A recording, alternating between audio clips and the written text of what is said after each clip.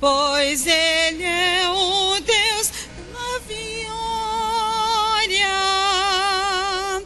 Louve o Deus sábio que tudo dirige. Ele protege você e assim nada o aflige. Ao Salvador, ame com todo fervor, só nele se regozije.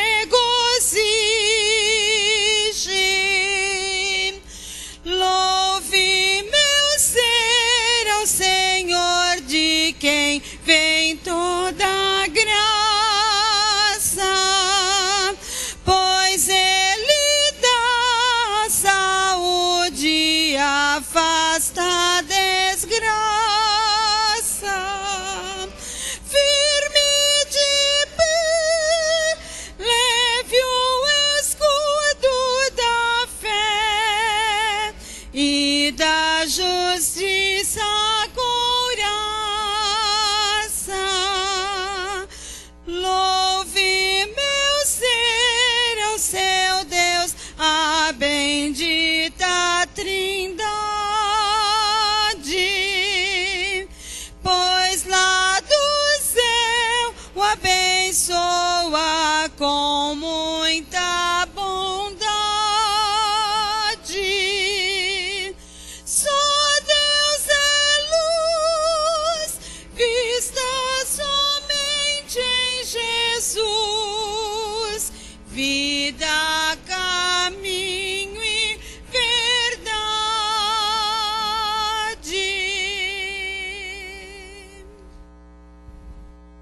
Momento para cumprimentar o seu irmão, para cumprimentar aqueles que estão conosco. Dê um abraço no seu irmão, o abençoe.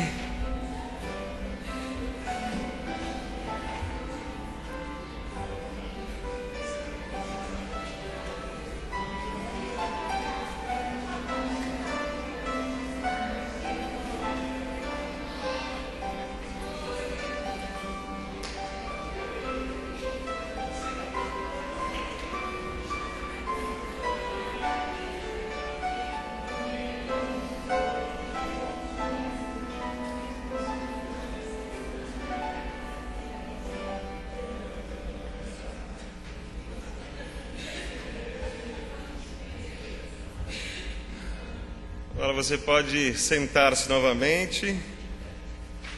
Eu tenho aqui o momento com cânticos de louvor.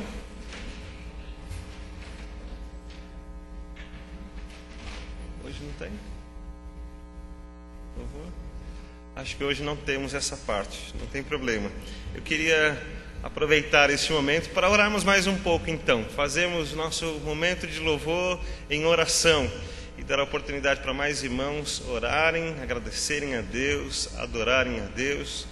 Nós tivemos na sexta-feira um tempo muito bom de jejum, de vigília, e nós tivemos a oportunidade de ter um grupo reunido aqui, desde as 9 da noite, ficamos até quase 2 horas da manhã, um tempo de oração, e foi muito especial por aquilo que aprendemos, por aquilo que vivemos, por aquilo que depositamos na presença de Deus.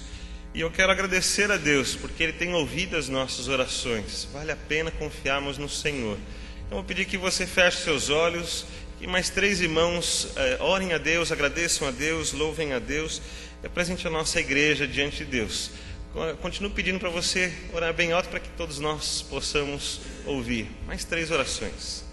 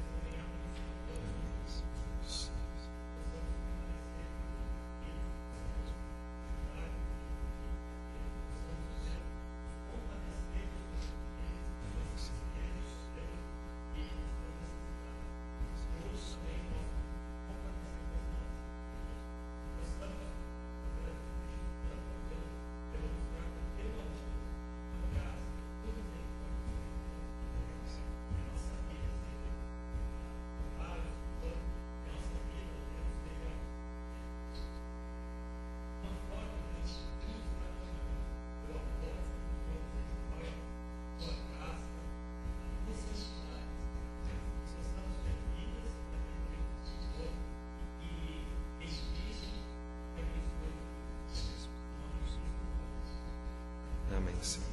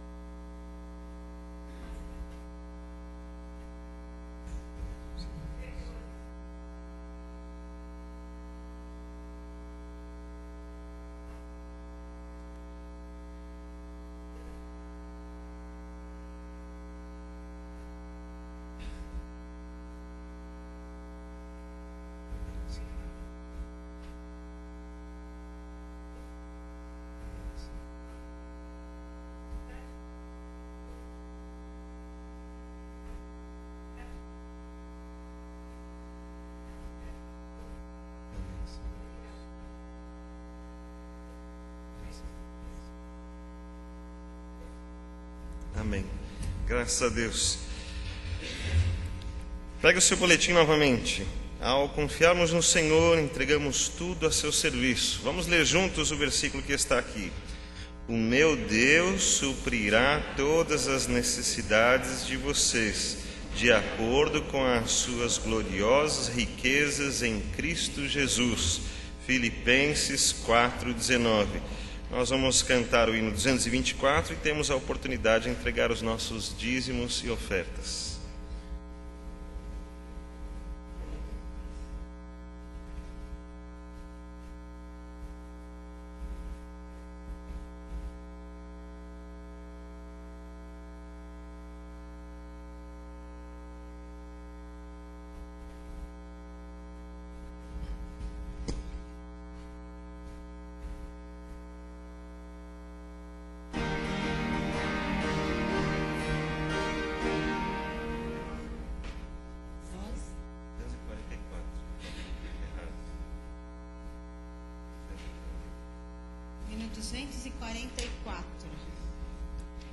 Hino 244.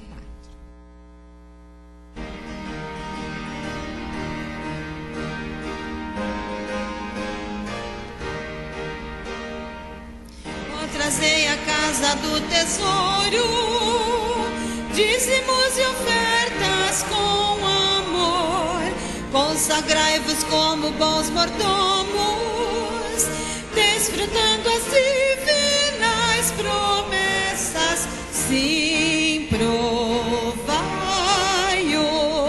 confiantes dedicai-vos já ao Senhor, que grandes bênçãos sobre vós derramarão. Quando minha fé vacila e falha, tudo se escurece ao meu redor. Com ternura meu Senhor me ampara, pelo seu amor então prossigo. Sim, provai-o, confiantes dedicai-vos já ao Senhor, que grandes bênçãos sobre vós derramarão. Eu lhe dediquei a minha vida, todos os talentos, tempo e bens. Com 1000 bênçãos ele me sustenta, nele achei perdão e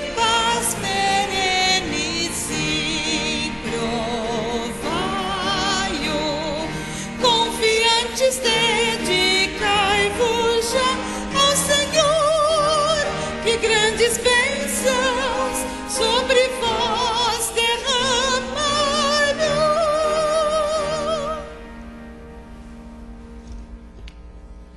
Queria chamar o Davi para vir aqui à frente, agradecer a Deus pelos dízimos e ofertas. Davi é um dos mais novos empregados, né? Arrumou serviço há pouco tempo. Eu vou pedir, Davi, que você ore pelos outros irmãos que também estão procurando emprego. Que Deus os abençoe também. Senhor Deus, muito obrigado por esta manhã, Pai. Muito obrigado, Senhor, pelos irmãos que contribuíram com dízimos e ofertas, Senhor, para que o seu reino seja proclamado neste bairro, nesta cidade, e para que a igreja aqui local cresça cada dia mais, Senhor. Senhor Deus, eu tive uma experiência desagradável assim, por ficar tanto tempo desempregado, então eu sei como é ruim, Pai. Mas em tudo te dou graças, Senhor amado, porque o Senhor proveu todas as coisas em minha vida, Pai. Então eu clamo aqui pelos irmãos que também estão desempregados, ó Pai, para que a tua bênção, Senhor, chegue até eles e através do emprego eles possam glorificar e louvar seu santo nome, ó Deus. E aqueles irmãos que já estão empregados, Senhor, faça sua renda aumentar, ó Pai, para que tragam mais dízimos e ofertas à tua casa, ó Pai. É isso que eu te peço e te agradeço, em nome de Jesus. Amém, Senhor. Amém, Senhor. Agora a participação da irmã Rosalina.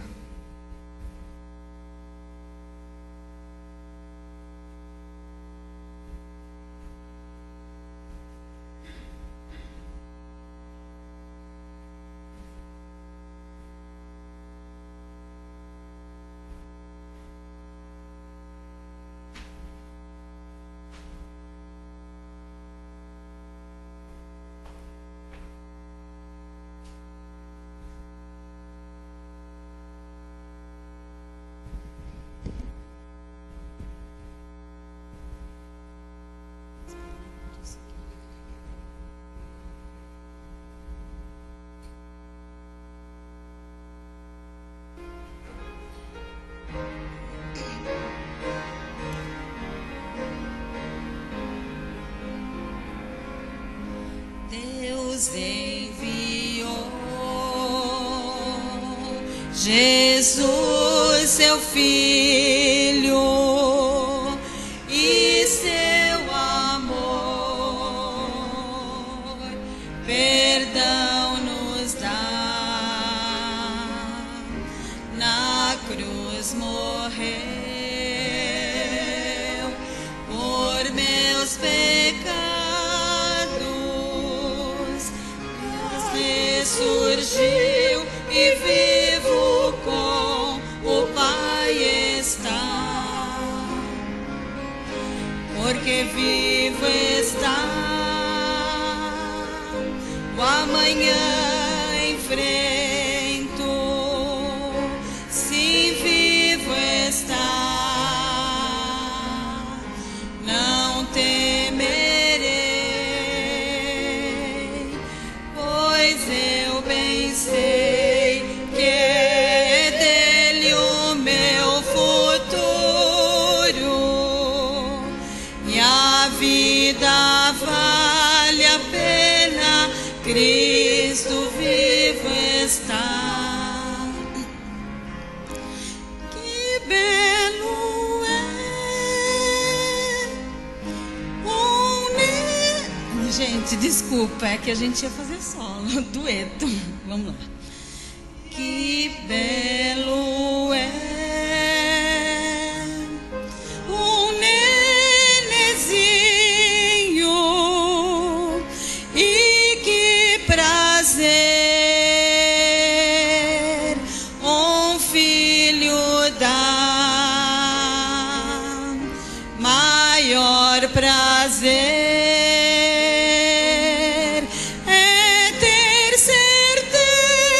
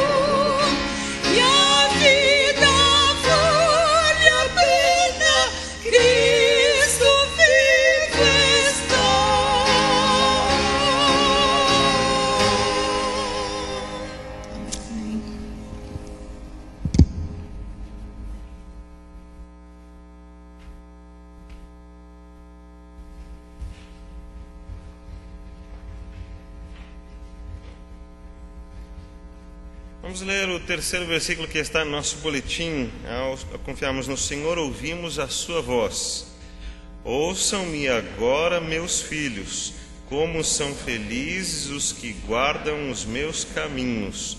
Ouçam a minha instrução e serão sábios, não a desprezem. Provérbios 8, 32 e 33. Muito bem, nós vamos falar um pouquinho agora de manhã sobre um texto que está no penúltimo livro da Bíblia. Você lembra qual é? Muito bem, Judas, né? Um texto pequenininho. Quando fala em Judas, o primeiro pensamento que vem à nossa mente é daquele que traiu a Jesus, né? Rapidamente lembramos de toda aquela cena, de toda aquela história da traição de Jesus, mas não é esse Judas que escreveu esse texto. O Judas que escreveu esse texto também não é considerado apóstolo. O Judas que escreveu esse texto, ele é chamado de meio-irmão de Jesus. E meio-irmão de Jesus porque esse Judas nasceu realmente de José e de Maria. E Jesus nasceu de Maria, mas através do Espírito Santo de Deus. Por isso é chamado de meio-irmão, né, de Jesus. Ele tem um ensino bastante importante e ele está citando e falando muito do mesmo ensinamento que encontramos na carta de Pedro.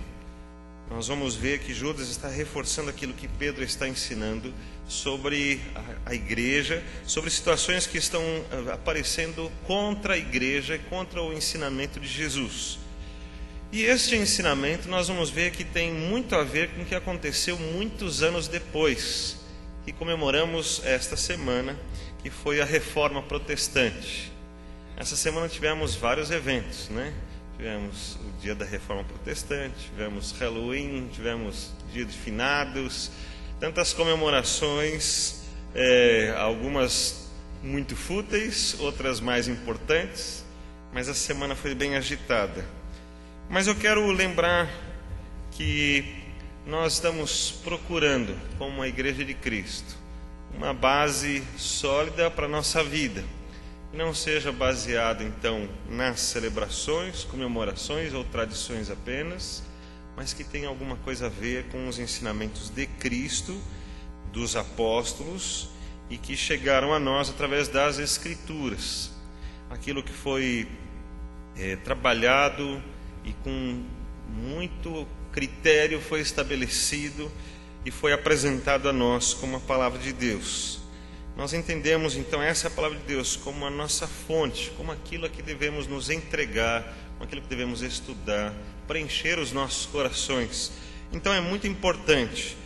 Se Lutero estabeleceu uma reforma na igreja entre 1516 e 1517, nós estamos falando daquilo que Judas estava experimentando ainda nos primeiros anos da igreja. E ele, com muito cuidado, estava tratando uma reforma já. Um cuidado, porque algumas coisas estavam se perdendo. Então essa palavra de Judas vem bem a calhar com a situação da igreja naquela época, com a situação da igreja na época de Lutero e com certeza a situação da igreja hoje em dia.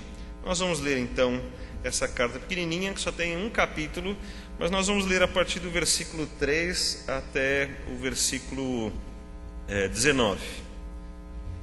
Diz assim: Amados, procurando eu escrever-vos com toda diligência acerca da salvação comum, tive por necessidade de escrever-vos e exortar-vos a batalhar pela fé que uma vez foi dada aos santos. Porque se introduziram alguns que já antes estavam escritos para este mesmo juízo, homens ímpios que convertem em dissolução a graça de Deus e negam a Deus, o único dominador e Senhor nosso, Jesus Cristo. Mas quero lembrar-vos, como a quem já uma vez soube isso, que, havendo o Senhor salvo um povo, tirando-o da terra do Egito, destruiu depois os que não creram. E aos anjos que não guardaram o seu principado, mas deixaram a sua própria habitação, reservou na escuridão e em prisões eternas até ao juízo daquele grande dia. assim como Sodoma e Gomorra e as cidades circunvizinhas, que, havendo se corrompido como aqueles e ido após outra carne, foram postas por exemplo, sofrendo a pena do fogo eterno. E contudo também estes, semelhantemente adormecidos, contaminam a sua carne e rejeitam a dominação e vituperam as dignidades. Mas o arcanjo Miguel, quando contendia com o diabo e disputava a respeito do corpo de Moisés, não ousou pronunciar juízo de maldição contra ele, mas disse: o Senhor te repreenda. Estes, porém, dizem mal do que não sabem, e naquilo que naturalmente conhecem, como animais irracionais se corrompem. Ai deles, porque entraram pelo caminho de Caim, e foram levados pelo engano do prêmio de Balaão, e pereceram na contradição de Coré. Estes são manchas em nossas festas de caridade, banqueteando-se convosco e apacentando-se a si mesmos sem temor. São nuvens sem água, levadas pelos ventos de uma parte para outra parte. São como árvores murchas, infrutíferas, 2 vezes mortas, desarraigadas. Ondas impetuosas do mar que espumam as suas mesmas abominações. Estrelas errantes, para as quais está eternamente reservada a negrura das trevas. E destes profetizou também Enoque, o 7º depois de Adão, dizendo: eis que é vindo o Senhor com milhares dos seus santos, para fazer juízo contra todos e condenar dentre eles todos os ímpios, por todas as suas obras de impiedade que impiamente cometeram, e por todas as duras palavras que ímpios pecadores disseram contra ele. Estes são murmuradores, queixosos da sua sorte, andando segundo as suas concupiscências, e cuja boca diz coisas muito arrogantes, admirando as pessoas por causa do interesse. Mas vós, amados, lembrai-vos das palavras que vos foram preditas pelo apóstolo de nosso Senhor Jesus Cristo, os quais vos diziam que no último tempo haveria escarnecedores que andariam segundo as suas ímpias concupiscências. Estes são os que causam divisões sensuais e não têm o Espírito. Nós vamos ler até o versículo 23. Mas vós, amados, edificando-vos a vós mesmos sobre a vossa santíssima fé, orando no Espírito Santo, conservai-vos a vós mesmos na caridade de Deus, esperando a misericórdia de nosso Senhor Jesus Cristo para a vida eterna. E apiedai-vos de alguns que estão duvidosos, e salvai alguns, arrebatando-os do fogo. Tende deles misericórdia com temor, aborrecendo até a roupa manchada da carne. Irmãos, Judas tem uma palavra preocupante. Ele mostra a preocupação com as situações que estão ocorrendo na igreja, como facilmente as pessoas podem se perder por grupo de pessoas que falam em nome de Deus e que arrebatam pessoas para os seus interesses. Uma orientação bastante contundente de Judas está logo nos primeiros versículos, quando ele vai dizer sobre o povo de Israel no Egito, sobre os anjos, como eles estavam seguros de si mesmos. Quando a gente olha o povo do Egito e vemos que eles tinham uma genealogia e baseavam o pacto e baseavam a salvação de suas vidas na aliança que foi feita com Deus, com Abraão, e estavam seguros de si nessa situação. Deus mostrou que esse pacto não tinha validade para os que não faziam também a sua parte, de que apenas dizer que criam em Deus, que eram o povo escolhido, que isso não os tornava realmente salvos, e que então Judas está colocando que essa segurança deles realmente não tinha fundamento, e que eles estavam perdidos tanto quanto as outras pessoas. Quando Judas cita sobre os anjos, é algo importante para nós pensarmos. Os anjos já estavam na presença de Deus, já desfrutavam da glória de Deus, já estavam se deliciando de toda a eternidade com Deus, mas mesmo assim pecaram, e tendo pecado foram expulsos e sofreram muito mais do que apenas não estarem mais na presença de Deus. Os anjos estavam seguros, ali era o lugar deles, não havia outro lugar para eles. Lá na presença de Deus era o lugar deles, mas foram expulsos, porque pecaram. Então, que segurança há para as pessoas que dizem que creem em Deus? É o que Judas está dizendo. Cuidado com o que as pessoas dizem que é crer em Deus. Cuidado com apenas a sua fé afirmada. Mas eu creio em Deus, está tudo bem, minha vida está boa assim. Ele está dizendo que há um compromisso muito maior do que apenas dizer que crê em Deus, apenas dizer que está na presença de Deus. Que há algo muito mais sério que isso. Dizendo que o juízo de Deus vai vir. Ele cita Sodoma e Gomorra para dizer o quanto Deus se ira com as pessoas tranquilas em si mesmas, na sua fé, na sua crença, e não num pacto realmente com Deus. Você pode perceber o quanto desagrada Deus, e Judas está apresentando as histórias dessas pessoas como uma maneira de localizarmos a nossa vida e fazermos uma comparação para vermos onde estamos nesse processo do relacionamento com Deus.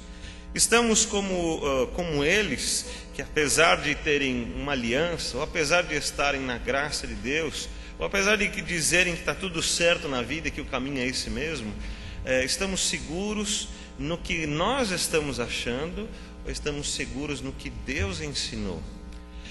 Judas vai começar, a partir do versículo 3 que nós lemos, ele está dizendo que houve uma palavra deixada. Ele diz que nós devemos batalhar por essa fé que de uma vez por todas foi dada aos santos.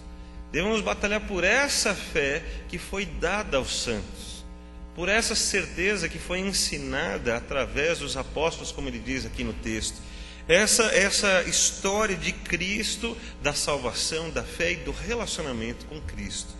Ele vai firmar não naquilo que se faz, não naquilo que se diz, não numa própria avaliação, ou pior ainda, numa própria justificação. Porque não é o fato de nós dizermos que achamos que estamos certos que nos dá uma justificação, mas ele fala para atentarmos para aquilo que foi deixado pelos apóstolos e principalmente pelo próprio Cristo, porque os apóstolos estão sempre mostrando o caminho que é Cristo. Vemos no versículo 3 que ele diz que é preciso batalhar por essa fé, que é preciso firmar-se nessa fé. E depois vamos ver no versículo 17 ele dizendo: mas amado, lembrai-vos das palavras. Ele mostra a importância de nós buscarmos essa orientação que veio dos apóstolos, que veio de Cristo Jesus, para nessas orientações nos firmarmos. Ele vai dizer que há muitos que falam em nome de Deus, que sabem usar os recursos para falar em nome de Deus, mas que no final estão indo para outro caminho, estão distanciando-se da vontade ou da palavra de Deus. Ele mostra que causam divisões, isso está no versículo 19, e essas divisões, ele usa o termo sensuais, o que é bastante interessante, porque mostra outros interesses totalmente contrários aos interesses de Deus. E ele vai concluir no versículo 19 um fato muito importante: eles estão nessa condição porque não têm o Espírito. Aqui é um fator interessante, irmãos, que eu queria que a gente firmasse um entendimento e um propósito na nossa vida. Crer em Cristo é fácil, até o diabo crê. Conhecer a palavra requer um pouco mais de empenho, de leitura, de tempo, mas isso é fácil. O diabo conhece mais a Bíblia do que muitos de nós, se não de todos nós. Mas a gente percebe o seguinte: algo que o diabo não pode ter, nem os seus anjos, os demônios, e nem as pessoas que, apesar de crerem em Deus, apesar de conhecerem a Bíblia, mas que não se firmaram num pacto com Cristo, é o Espírito de Deus. Essas pessoas não podem ter o Espírito de Deus. E se tem alguma coisa que marca bastante a vida da igreja, é a presença do Espírito de Deus. Um Espírito que produz fruto, um Espírito que muda a nossa vida, que nos transforma, um Espírito que guia, um Espírito que cela, um Espírito que ilumina. Essa presença do Espírito é algo que está na igreja e que determina a igreja de Cristo. E que na verdade também não são os sinais. E às vezes imaginamos como vamos verificar e pensamos em alguns sinais, olhamos lá para o livro de Atos e tentamos calcular alguns sinais do que está acontecendo. Quem sabe são esses sinais, mas nós vamos perceber que não são só alguns sinais que determinam, mas é que a vida da igreja é que determina. Vemos que o propósito do Espírito está ligado ao propósito de Cristo, que o propósito do Espírito não está fora do que é ensinado por Cristo, e que a lei de Deus ela vai sendo completada nas fases e no tempo, e ela vai chegando até nós não para determinar salvação agora, mas para determinar o caráter de Deus, e o Espírito confirma estas coisas no nosso coração. E aqui então tem um fator muito importante. Judas está nos lembrando, olha, cuidado com as pessoas, porque elas falam em nome de Deus, mas estão longe da vontade de Deus. Elas falam com segurança, elas usam todos os recursos, e elas vão apacentando as pessoas e arrebatando as pessoas para si, mas estas pessoas falam em nome de Deus, se titulam igreja, mas não têm o Espírito de Deus. É algo bastante importante para a nossa vida, para uma nossa avaliação pessoal. Se realmente cremos em Cristo, se avaliamos o pacto de Deus, se o Espírito de Deus está na nossa vida. Nós não entendemos o Espírito de Deus como uma segunda bênção, como algo que apareça um outro dia, que precisa ser buscado com muita força e com muito empenho. Mas entendemos que o Espírito de Deus está na vida daquele que se converteu dos seus pecados, arrependeu-se dos seus pecados, que entregou a sua vida para Cristo Jesus. E porque a sua vida foi entregue a Cristo Jesus, agora Jesus estabelece um pacto, e esse pacto é selado com a presença do Espírito Santo na vida da pessoa. Nós entendemos assim que o Espírito de Deus está em todos aqueles que creram em Cristo e que estabeleceram uma aliança com Cristo, em que Cristo morreu por eles e pagou o preço de suas vidas, e que agora nós não pertencemos a nós mesmos, mas fomos comprados pelo bom sangue de Cristo, um preço muito alto. E que agora, algo muito importante que Judas está dizendo, que Jesus não é apenas um Salvador para nós, mas que Ele também é sobre nós um Senhor. É aquele que determina, aquele que governa. E você pode perceber que no texto ele falou sobre essa questão da autoridade. Veja que ele cita a situação de Miguel disputando o corpo de Moisés, e que ele não ousou contrariar a autoridade, ainda que seja maligna. Ele não ousou contrariar essa autoridade. Judas coloca nesse contexto de que essa autoridade não foi contestada. Mas, bom, se é para repreender, Miguel diz então que o Senhor te repreenda. Essa preocupação é porque ele entendeu que a autoridade não estava nele mesmo. O arcanjo Miguel sabia que a autoridade não estava nele mesmo, apesar da sua posição importante. E eu vejo muitas pessoas buscando para si autoridade, ainda que parece que maior do que Cristo, tanto para abençoar as pessoas, ou para determinar o futuro das pessoas, ou principalmente para determinar o que é certo e errado sobre a sua própria vida. A justificativa que eu escuto é sempre essa: bom, ninguém tem nada a ver com a minha vida.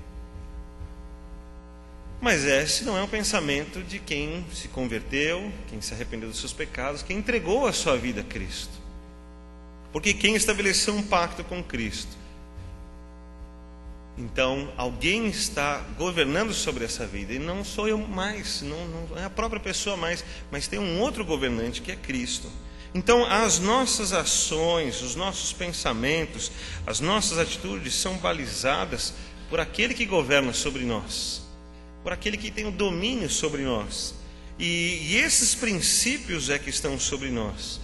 Agora, não é complicado quando nós buscamos esses princípios nas novas tendências que existem? nós percebemos como as autoridades estabelecidas em nome de Deus podem se distanciar do propósito de Deus. Foi exatamente isso que aconteceu na reforma. As pessoas se perderam tanto nos objetivos que tinham para si mesmo e usando o nome de Deus, que aquilo tornou-se algo tão escrachado, tão assim aberto. E a questão das indulgências que eram vendidas, então, mostrando ou tentando iludir as pessoas de que os seus pecados estavam pagos de acordo com o dinheiro que se depositava ali, que chegou ao ponto deles venderem indulgências por aquilo que a pessoa gostaria de pecar. Bom, eu quero fazer um determinado pecado, quero fazer alguma coisa, então já vou pagar aqui, deixar pago a indulgência para que isso não caia sobre mim. Irmãos, isso é uma completa perdição do propósito de Deus e a completa perdição do que Cristo havia orientado e da mensagem apostólica para a igreja. A igreja estava completamente fora desse propósito, e quando Lutero tenta recuperar isso, e ele não tenta fazer uma nova igreja. Lutero não queria estabelecer uma nova igreja. A intenção de Lutero era fazer uma reforma realmente na igreja. Judas também está orientando aqui, e Pedro também já havia dito, parece-me que Pedro orientava como algo que poderia estar acontecendo, e Judas está orientando segundo aquilo que já estava acontecendo. Mas essas orientações são exatamente assim: fiquem atentos a uma verdade que foi colocada de uma vez por todas e que não precisa de novos acréscimos, que não precisa de novas revelações. No versículo 17 ele diz: lembrem-se das palavras que foram apresentadas, porque nós estamos nos perdendo. Então ele está dizendo: vamos voltar rápido para aquilo que realmente é o propósito de Deus. Vamos voltar rápido para aquilo que realmente é a intenção de Deus, para sermos a igreja de Cristo, onde Cristo é sobre nós, nosso Salvador, mas também é nosso Senhor. É Ele quem salva e Ele que governa sobre as nossas vidas. É interessante pensarmos nessa questão da liberdade. E eu queria que você atentasse comigo os próximos versículos, que aí agora tem orientações mais precisas, a partir do versículo 20, orientações mais precisas sobre, então, como vamos fazer essa reforma. Como é que nós vamos arrumar, então, essa situação? Cuidado, nós estamos nos perdendo. Então, veja as orientações que Judas dá para a igreja, quando ele escreve assim: mas vós, amados, edificando-vos a vós mesmos sobre a vossa santíssima fé. A edificação é uma construção. Edificar significa construir. Significa que não pode parar. Significa que isso não está pronto. Significa que precisa continuar fazendo. Que aquilo que eu creio hoje é bom para mim hoje, mas para amanhã talvez seja pouco. Eu preciso aprender um pouco mais. Como crerão? A partir da pregação. Então, a pregação é a palavra de Deus. Então, como nós vamos nos edificar na santíssima fé? Através do conhecimento da vontade de Deus. Vamos edificar uma fé não baseada nas experimentações ou nos interesses das pessoas, mas vamos edificar a nossa fé segundo a palavra de Deus, e que é a nossa orientação. E por isso ele chama de santíssima fé, porque não é apenas crer, mas é crer em quem realmente faz a diferença, crer no Filho de Deus, crer na Santíssima Trindade, crer na sua palavra, que veio especialmente a nós. Então a primeira orientação é edificar na fé. Não é ficar parado, não é ficar estagnado, mas é crescer na fé. Talvez crescer na fé seja como muitos têm experimentado. E quando para crescer na fé, Deus manda uma prova. E a prova não é fácil, né? Não é uma coisa muito boa. Mas quando a prova está sobre nós, então exercitamos a fé. Então buscamos a Deus, lemos a Bíblia, oramos, choramos diante de Deus, e nisso nós crescemos. Então estamos mais aptos depois da prova. Mas ele diz: edifiquem a vós mesmos sobre a santíssima fé. E ele continua dizendo: orando no Espírito Santo. Essa orientação é muito importante, porque muitas pessoas dizem: eu oro. Você já fez a sua oração? Eles mandam pela internet a oração, lindas orações que eles mandam. mas falta uma parte muito importante. Porque a igreja é uma igreja selada pelo Espírito de Deus, e ela é o templo do Espírito Santo, e quando a igreja ora, ela ora no Espírito Santo, como diz o texto aqui. E esse é um fator que diferencia completamente dessas orações lindas que não têm efeito na verdade. Porque aqui haverá um efeito, aqui haverá algo profundo, que começa mesmo na hora que eu já estou orando, quando Deus sabe todo o que está lá no meu coração, e as minhas intenções, eu começo a equilibrar as minhas intenções na própria oração que faço no Espírito Santo. Então eu vejo aqui duas orientações até agora muito importantes: edificando-vos a vós mesmos, não apenas vivendo um dia depois do outro, não apenas participando das coisas mais comuns, mas edificando e orando no Espírito Santo. Não é apenas a oração de agradecimento, não é apenas a oração do desespero, não é apenas a oração do olha, eu estou precisando disso, mas agora é uma oração no Espírito Santo, é uma oração que também entende os desejos de Deus, e que também ora e pede por aquilo que é o interesse de Deus para a minha vida, não só o interesse meu para com Deus, mas o interesse de Deus para comigo. E ele ainda continua dizendo: conservai-vos a vós mesmos na caridade de Deus. Algumas traduções dizem: guardai-vos no amor de Deus. Aqui também é uma coisa muito interessante. O amor de Deus tem sido a desculpa para muita coisa errada. Nós estamos no amor. O amor parece que tira os limites. O amor parece que mostra assim, olha, que todas as coisas estão certas se forem feitas em amor. Mas nós sabemos que não é bem assim. Os pais que realmente amam seus filhos estabelecem bons limites. Os pais que realmente amam seus filhos sabem dar coisas boas e estabelecer limites, e corrigir os seus filhos, e ensinar, e andar junto, e gastam tempo. Os pais que amam seus filhos não estão interessados em comprar a maior televisão ou o melhor videogame que tem, mas estão interessados em gastar tempo com eles, perguntando como foi, como você está, vamos sair juntos, vamos conversar um pouco, quero orar por você, quero saber como está a sua vida, quero dar uma palavra importante para você, quero que você grave uma coisa que tenho para te dizer. Esses são pais que amam, que participam da vida dos seus filhos. Então o amor, você pode perceber nesse texto que diz assim, o texto não diz assim, jogai-vos para qualquer lugar, desde que seja na caridade de Deus, ou partir para todas as vossas intenções, desde que seja na caridade de Deus, mas ele fala assim, guardai-vos no amor de Deus, edificando na fé, orando no Espírito, guardando-vos no amor de Deus e esperando a misericórdia de nosso Senhor Jesus Cristo para a vida eterna. Irmãos, é muito pouco que nós esperamos para a vida eterna, nós esperamos muito mais para agora, e quando nós não somos atendidos no agora, nós ficamos muito chateados com Deus. E é complicado, porque eu lembro que quando eu era pequenininha e ia chegando a época da Páscoa, eu sabia que minha mãe ia comprar o ovo de chocolate, mas não ia dar para comprar um grandão, ela sempre comprava um pequenininho. Às vezes comprava um para repartirmos, ou comprava dois bem pequenininhos, né? Mas tá bom, mas ia chegando a época, eu não via a hora de chegar a época da Páscoa para ganhar o ovo de chocolate. E depois o Natal, porque ia ter algum presente, ou no aniversário, né? E não chega nunca, a gente conta o dia depois do outro e aquele dia nunca chega, nunca chega. Mas a gente queria que chegasse aquele dia. Parece que hoje nós estamos trabalhando para nos atendermos em todas as coisas. Se quando você ligar o computador, a internet não pegar, a gente fica louco da vida. Se o computador demorar um pouquinho mais, nós achamos ruim daquele computador. Se o ônibus atrasar um pouco, o táxi não chegar, o carro furar o pneu, nós estamos desesperados, porque o tempo está passando e as coisas não estão acontecendo. Se a gente falar uma vez e a pessoa não compreender, que raiva que nós ficamos da pessoa porque ela não compreendeu. Nós não semeamos, nós só queremos colher, só colher. Nós não semeamos mais.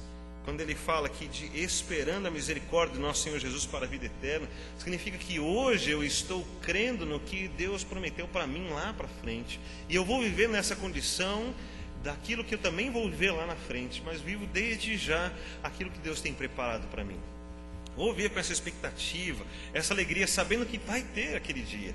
Mas hoje eu ando nessa semeadura, vivendo essa vida que tem a ver com aquela vida. Não apenas no para hoje, no presente, naquilo que eu posso ganhar, mas naquilo que eu vou viver com Deus. Há coisas profundas aqui nesses versículos que eu queria que você anotasse na sua Bíblia aí, que você marcasse, para você orar a respeito dessas palavras, para você não esquecer essas orientações tão importantes. Eu queria que toda vez que você pensasse numa reforma de uma casa, de um apartamento, do carro, ou todas as vezes que chegarmos nessa época da reforma protestante, que você lembrasse desse texto bíblico, para que nós nunca esqueçamos esse propósito de Deus para a nossa vida, para a gente não se perder e voltarmos e usarmos esse balizamento que vem de Deus para a nossa vida. E o texto continua ainda dando outras orientações, e agora essas orientações não são tão pessoais, mas um pouco mais produtivas, no contexto mais geral, e diz assim no versículo 22, e apiedai-vos de alguns que estão duvidosos. Irmãos, nem todos estão realmente cientes, nem todos estão convictos, nem todos têm certeza das coisas, mas nem todos estão também com más intenções. Alguns estão apenas perdidos, eles estão com dúvida, eles não sabem o que fazer. E o texto diz, apiedai-vos destes. Precisa haver um investimento nosso, não de acusação, muito menos de julgamento, mas de trabalho em função deles. No sentido de que eles devem ser tratados por nós, cuidados por nós, e precisam do nosso empenho, e nós precisamos chegar até eles de uma maneira piedosa, como diz o texto. E eles têm que se sentir recebidos e amados, e não apenas confrontados, mas amados a ponto de entenderem aquilo que nós estamos ensinando. Apiedai-vos de alguns que estão duvidosos. E o 23 ainda fala, e salvai alguns arrebatando-os do fogo. Ele diz, olha, tem alguns que estão perdidos, eles não sabem o que fazer, eles estão crendo naquelas coisas, mas aquelas coisas estão totalmente fora do padrão de Deus. Então vá, trabalhe por eles, investa naquelas vidas, trate aquelas vidas com amor, com empenho, com dedicação, para que eles sejam resgatados como o próprio texto diz aqui, do fogo, arrebatando-os do fogo. Tende deles misericórdia, mas com temor. Cuidado, porque às vezes quando nós vamos tratar algumas vidas, cuidar de algumas vidas, nós podemos ter o mesmo problema. É muito comum, lembro de um rapaz que tinha problema com drogas, e depois de 1 ou 2 meses que ele estava um pouquinho bom, que ele melhorou, ele falou assim, agora quero voltar lá e quero evangelizar todos eles, nós vamos falar de Jesus tal. E eu falei, não senhor, você não vai de jeito nenhum, porque precisamos temer, precisamos tomar cuidado, porque somos fracos, e nós não vamos lá porque somos perfeitos, nós vamos lá porque o que é perfeito nos amou, porque o que é perfeito está dizendo para nós aqui, para nos apiedarmos deles, salvar alguns, mas temos que tomar muito cuidado, irmãos. Se eu quero dizer para alguém que ele precisa ser salvo e ter os seus pecados perdoados, precisa se arrepender dos seus pecados, não é porque eu sou uma pessoa que nunca peca e que estou em condição melhor que ele, é porque eu sei o preço da salvação que Cristo me deu. Eu preciso ir com esse empenho, mas com muito cuidado, para que eu não possa cair nas mesmas coisas. Então não é o nosso julgamento, não é o nosso apontar do dedo, não são nossas palavras duras apenas que vão mostrar para eles o caminho, mas é o nosso reconhecimento de quem Jesus é, do que Ele fez, do Evangelho que tem alcançado a igreja, dessa reforma que precisa haver todos os dias, essa consciência de onde nós estamos, como realmente nós estamos. Eu quero pedir mais uma vez que você grave essas palavras que Judas escreveu, inspirado pelo Espírito de Deus, para que elas sejam orientadoras para as nossas vidas, para que estejamos edificando numa fé verdadeira, orando não só com palavras, mas orando no Espírito Santo, conservando-nos ou guardando-nos no amor de Deus, esperando essa misericórdia de Cristo para a vida eterna, apiedando-vos de alguns que estão duvidosos, salvando outros que estão indo para o fogo. Vamos trabalhar por isso, irmãos. Vamos ter isso como uma reforma para todos os dias da nossa vida. Que seja essa palavra de Deus que nos anima, que nos instrui, que nos eleva até Deus e que nos fortalece para motivarmos uns aos outros e assim sermos abençoados. Nós não cremos que somos melhores, não cremos que estamos mais certos, mas cremos que a palavra de Deus, essa é certa e é verdadeira, que ela precisa estar no nosso coração. Você crê assim também? Vamos orar por isso. Feche seus olhos. Senhor Deus, ajuda-nos e ensina-nos nesta palavra do Senhor. Pedimos a Deus que, assim como Judas disse, para lembrar-nos, eu quero pedir ao Senhor que o Senhor nos ajude a lembrar disso todos os dias, para nos moldarmos aos padrões que são do Senhor. Cuida das nossas vidas para não nos perdermos nas autoridades ou no pecado, ou mesmo na segurança que temos na fé ou na tradição ou nos caminhos que vivemos, mas permita-nos avaliar conforme os padrões que são do Senhor para a nossa vida. E que esses padrões validem a nossa vida, o nosso dia a dia, o nosso pensar, os nossos valores. E que assim estejamos firmados no Senhor, estejamos seguros nas Tuas mãos, na salvação que não veio por méritos, mas veio pela graça de Deus em Cristo Jesus. E assim, ó Deus, guardados por Ti, firmados no Teu amor, a Tua palavra esteja sempre no nosso coração, tanto para trabalhar as nossas próprias vidas, como para anunciar essa mesma salvação a todos os que crerem. Que o Senhor nos abençoe. Oro por mim, oro pelos meus irmãos, oro por todos que estão aqui, pelos que estão nos assistindo pela internet, oro pela Tua igreja, em nome de Jesus. Amém, Senhor.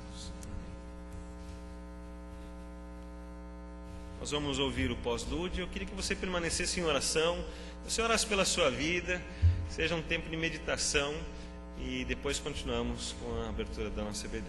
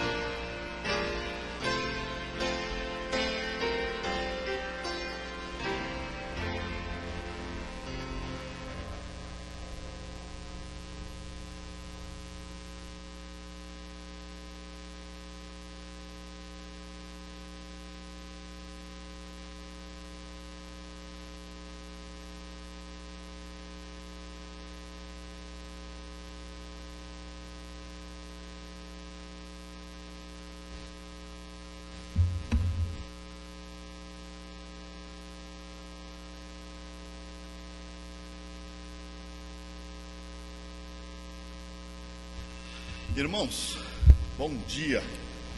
Bom dia. As classes, primeiro eu queria uma informação. A gente queria conversar um pouquinho sobre reforma. Era para ter um palestrante hoje, mas essa palestra vai ficar para um outro dia, né? Então eu quero saber se as classes elas têm condição de tocar aula ou se a gente pode tocar aqui. A gente tem um material preparado e a gente quer saber se as classes podem funcionar ou querem funcionar em separado, porque o irmão Timóteo tem material para apresentar na sala dele, está atrasado com a matéria e tudo mais. A gente preparou, considerando o que aconteceu no dia 31, ou o que é comemorado no dia 31/10 sempre, um material sobre reforma. A gente tem uma ideia do que é reforma. Quem conhece o que é reforma? O que foi a reforma. Tá? Tem vários, boa parte da plateia conhece o que foi a reforma, né?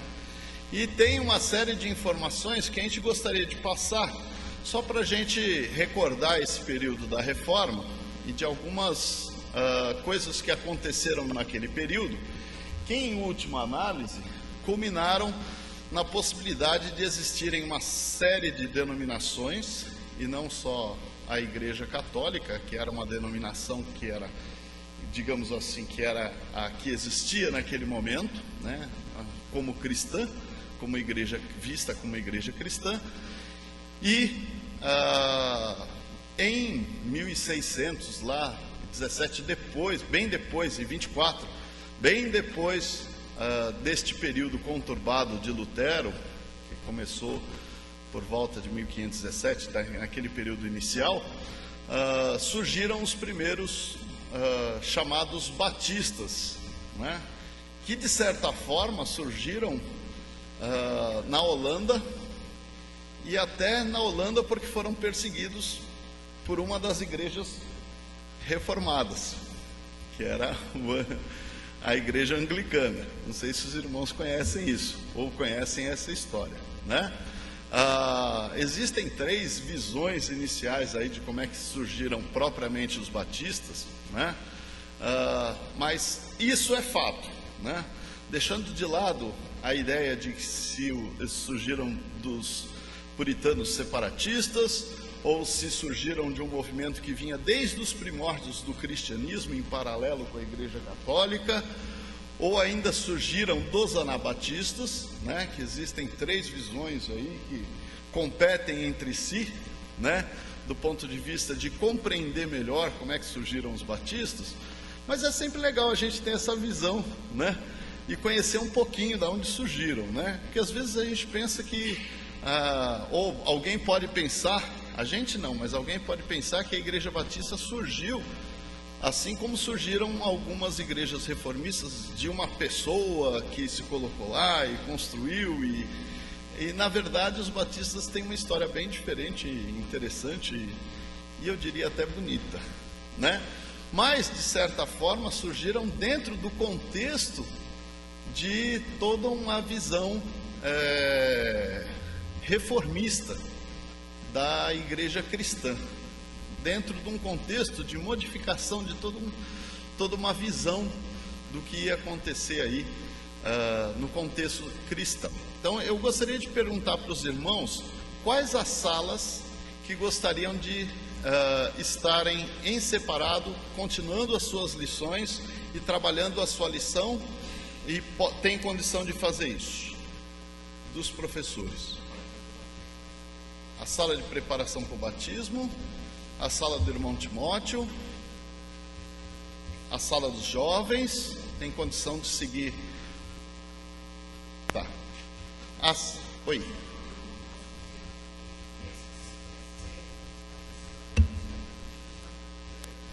Tá bom. Tá bom. Então, a gente vai fazer o seguinte. A gente preparou, na verdade, eu e a Kátia, preparamos um material que a gente gostaria de passar para vocês só como informação dentro de um contexto dessa visão da reforma. E a partir disso, a gente faz a divisão, e aqueles professores que gostariam de estar trabalhando em conjunto, então a gente já viu que já sinalizaram que podem trabalhar em separado as suas salas, mas daí os irmãos que por conta da informação que estava no boletim sobre a ideia de ter uma sala única, pode e está trabalhando normalmente a escola dominical. A sala das senhoras podem ficar aqui, então tá bom. Então a gente pode...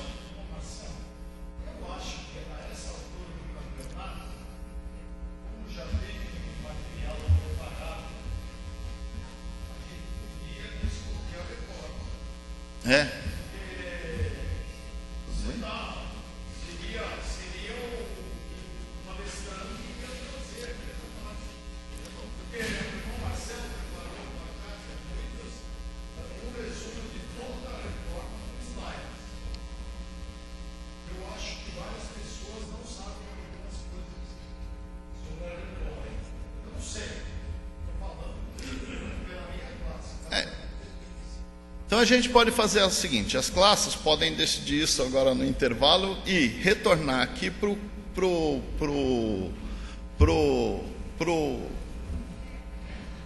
templo, ou podem, se acharem conveniente, por conta do atraso das suas aulas, porque isso que foi o Timóteo estava preocupado com o atraso das aulas, podem tranquilamente, sem problema algum, fazerem sua divisão normal, sem problemas nenhum, sem prejuízo nenhum, tranquilo, né?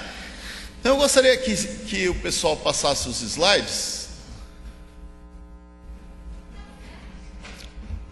Vamos fazer o café então? Então vamos fazer o seguinte, vamos fazer o café e daí quem quiser volta para cá.